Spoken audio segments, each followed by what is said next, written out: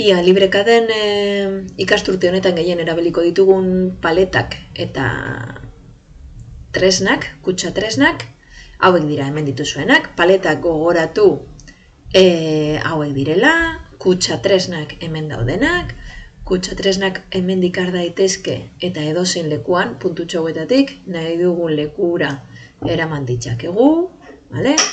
Eta gero dago hemen paleta orokorra non gauzaia guztiak barruan dauden, vale? Hemen hainbat daude, joango gara pizkanaka ikusten, vale? Eta baten bat hemen erabiliko ditugunak dira geruza zerrenda eta komando lerroa.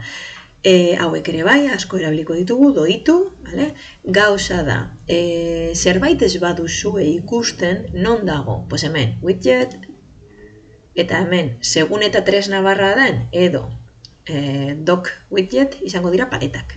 Vale? Ordan hemen egongo dira geruza zerrenda, komando lerroa, aktibatu edo desaktibatu. Hemen desaktibatzen du, gertatu da, desagertu da. Widget, doc widget, aktibatuko dut berriro, eta hor dago, igual agertzen zaizu hemen behan, bueno, mugitu daiteke ere bai. Kutxa tresna baldin bada ez da nahi ikusten, widget tresna barra. Vale?